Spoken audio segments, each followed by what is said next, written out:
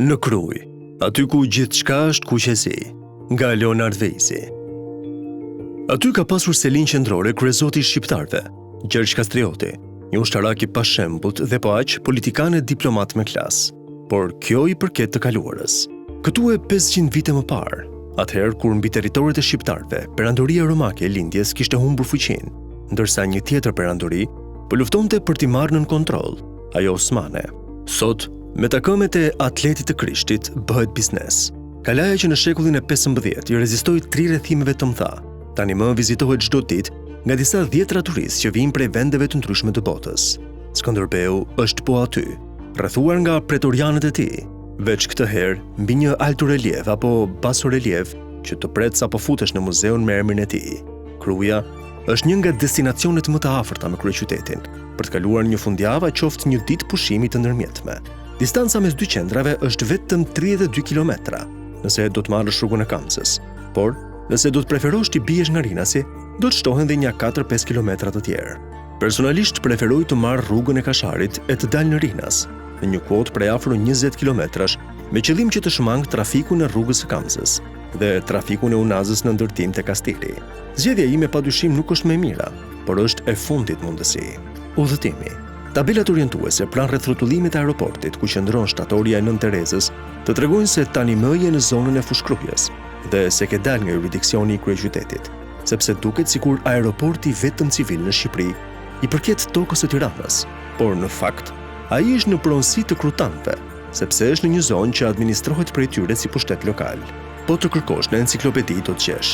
Rinasi është në fshatin në komunën Nikël në rrethin e Krujës, ndërsa në versionin zyrtar shkruhet Aeroporti Ndërkombëtar i Tiranës Nën Tereza Rinas. Si e kthyer në të majt tek rrethrotullimi dhe ke lënë terminalin e aeroportit nga pas, do të ecësh përmes një rrugë piktoreske të mbushur me hulma. Si ke qarpëruar ca mes jelbrimit, bashkohesh me aksin kryesor që vjen prej Vorës dhe drejtohet për në veri. Nga Rinasi, për të mbërritur në Fushkruj janë vetëm 8 kilometra dhe nga Fushkruja për të shkuar në qendrën e Krujës mbeten edhe 7 kilometra të tjerë. Nga Tirana, ky udhëtim zgjat afro 1 orë në varësi të trafikut dhe duke pasur parasysh segmentin e fundit që të çon për në qytetin muze është malore e plotkthesa. Në Fushkruj, në hyrje të Fushkrujës, dallohen punonësit e policisë, të cilët kontrollojnë trafikun nga çakmakët që nuk lënë makinë pa parakaluar. Por brenda qytetit, trafikun e disiplinon edhe një ndarse betoni në mes të rrugës kryesore që nuk të jep mundësi të bësh akrobacira, por të vënë në detyrim për të respektuar radhën. Është fundjavë, për më tepër, një ditë me diell pas disa ditëve me shi, dhe ndoshta për këtë arsye trafiku është sa i rënduar. Në qendër të Fushkrujës do të dallosh edhe shtatoren 3 metra të lartë mbi një pjedestal prej 1.5 metrash të ish presidentit amerikan George W. Bush, sportive me mëngë përveshur, në përkujtim të vizitës që ai ka bërë në këtë qytet në vitin 2007. Si ke dal nga Fushkruja, në një rrugë të drejtë civizore, të mbeten vetëm rreth 7 kilometra për të mbërritur në destinacion. Por tani më, rruga karakterizohet nga malorja dhe kthesat e një pasnjëshme. Nëse do të shkosh deri në Sari Saltik, si pika fundore pelegrinazhit për të vizituar vendin e shenjtë dhe shpellën e famshme dhe mistike të misionarit Bektashi, do të duhen edhe të paktën 10 kilometra të tjerë, gjithashtu në një terren të thyer.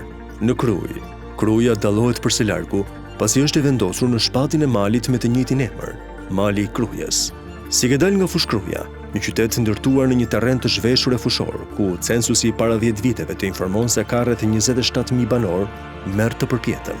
Por këtu ndryshon gjithçka, sepse rruga bëhet shumë më piktoreske që qarpëron mes malit të mbuluar më së shumti nga pemët.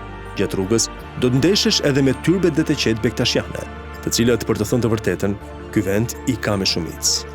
Si e futur në qendër të qytetit, pak më poshtë se vendodhja e monumentit të Skënderbeut mbi kal, vepria Naq Paços e vendosur në vitin 1949, e që ishte i pari monument i heroit kombëtar në Shqipëri, ndodhen 2 parkingje publike, ku mund të lësh makinën pa merak dhe për më tepër pa pagesë, e të fillosh të vizitosh qytetin për aq sa ke interes. Dhe ndodh që shumica e vizitorëve nuk i kthejnë syt nga godina e hotel turizmit ndërtuar gjatë periudhës komuniste, dhe as te pallatet e reja moderne ndërtuar në vitet e demokracisë, por ndalen tek pazari i vjetër, i cili shtrihet në të dy anët e rrugës së shtruar me kalltrëm, gjë që në vazhdimsinë e saj të çon drejt portës kryesore të Kalas, port që nuk e kaluan tot as 100.000 trupat aziatike që drejtoheshin nga Sultan Murati i II. Sot, në kala mund të futesh lirshëm dhe s'ka kështjellar që të pengon. Veç në hyrje të muzeut, duhet të paguash një bilet me çmim gati simbolik. Në kuotën e 600 metrave mbi nivelin e detit, prej qendrës së krujës ose prej balkonit të kalas, shikimi të rrok një hapësirë të madhe, ku arrin të shohësh edhe kaltërsinë e detit Adriatik. Ndërsa më poshtë se kuota e krujës, dallohen qartë avionët që i drejtohen aeroportit të Rihnasit, të cilët vinë duke ulur lartësinë. Pazari i vjetër. Në Krujë je i mirëpritur kudo që shkon. Në kafene e restorant, çmimet për konsum janë më të ulta nga sa mund të pretendosh për një zonë turistike. Dhe si në pjesën muzeale të qytetit, edhe në qendrën urbane të tij do të ndihesh po aq komod. Si zbret shkallët dekorative përballë monumentit të Skënderbeut, je i prirë të njohësh skutat e pazarit, me shpresë se do të gjesh diçka të veçantë simbolike. Bluzat, xhamadanët, opingat e çorapet e leshta, çantat e grave të punuara me avlëmend, gotat e porcelanit nga ato të fabrikës, çiftelit, madje edhe kitarat akustike janë të stolisura me nga një shqiponjë të zezë 2 krenare dhe ngjyrat e flamurit kombëtar. Pa folur për shpata jatagan që gjithashtu mbajnë simbolet shqiptare. Po aq dhe qilimat gjithfarësh të cilët qëndrojnë të varur gjatë gjithë rrugës së pazarit. I gjithë pazari i Krujës të jep përshtypjen e një dite festive, ku dominojnë ngjyrat kuqezi. Mund të gjesh suvenire pafund dhe nëse do të duhet një veshje për në stadium, që të përtasësh për kombëtaren edhe kur humbet, po ashtu mund të kompletohesh aty. Tani më është krejtësisht i restauruar, por pazari i Krujës ka qenë në funksion që prej shekullit 15 dhe Pentalin e njohin ndryshe edhe si pazari i Derexhikut. Enciklopedia shkruan se Instituti i Monumenteve e ka cilësuar pazarin e Krujës si një monument kulture të kategorisë së parë, ndërkohë që gjithë zona muzeale e qytetit njihet si një nga destinacionet turistike më të vizituara në vend. Këtu nuk ka nevojë të referohesh ndonjë enciklopedie, sepse kudo shkel do të gjesh grupe turistësh të interesuar për pak histori shqiptare. Nostalgjia. Më parë se kaq, po në ditët e muajit nëntor të disa viteve më parë, kisha qenë në Krujë edhe për të zhvilluar një bisedë letrare me nxënësit e shkollës 9-vjeçare numër 1. Nga ky takim, kam presa të pashlyeshme edhe për faktin se nxënësit e kësaj shkolle ishin të interesuar për librat dhe jetën letrare, madje shumë herë më tepër nga sa e kisha pritur. Nga takimi në fjalë, mbaj ende si replik të gjitha pyetjet të cilat nxënësit i kishin shkruar në disa formate letre, të kthyer në formë fizharmonike, faqet e të cilit kishin të shkruara të gjitha pikpyetjet që kërkonin përgjigje. Një herë tjetër, vizitën time në Krujë ja kam dedikuar vetëm vizitës në kala dhe në muzeun historik brenda saj, si dhe në atë etnografik, sepse duhet thënë se muzeu brenda kalas mban emrin e Skënderbeut dhe shumica e artefakteve janë të kësaj periudhe, edhe pse pavionet nisin me periudhën nga lashtësia, ndërsa kulla e sahatit, e ngritur në një kuotë prej 16 metrash, është përdorur në mesjet si kullë vrojtimi. Tani më, kjo kullë dhe teqeja e dolmës brenda teritorit të kalas janë nështruar restaurimit pas dëmtimeve që ndodhen nga tërmeti 26 nëntorit të 2019-s. Por, e kam marrë rrugën për në Krujë, edhe kur kam dashur që si destinacion përfundimtar të kisha vendin e shenjtë të Sarisatlikut.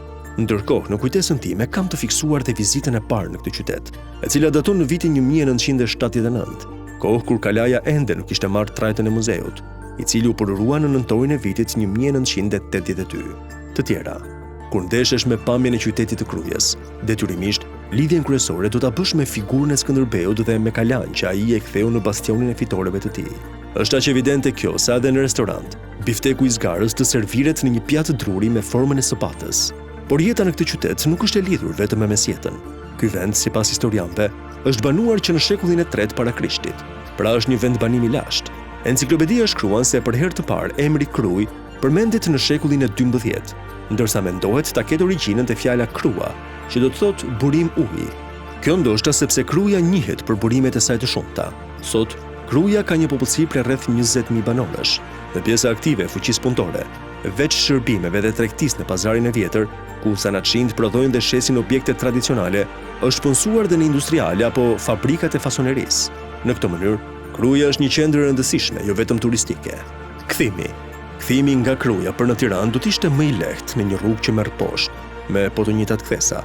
Veç duhet të hapësh sytë e të jesh i kujdesshëm, sepse gjatë gjithë kohës do të kesh një makinë nga pas që kërkon të parakalojë, ose një makinë tjetër që të vjen përpara në kursin tënde, sepse më është duke parakaluar. Por si e futur në superstradën që të çon drejt qendrës së kryeqytetit, nise të risjellësh në mendje gjithçka që e fotografove në kryeqytetin e shtetit të Arprit, që si atëherë edhe sot mban për emblem emrin e një prej gjeneralëve më të shquar të Evropës, Gjergj Kastrioti Skënderbeu.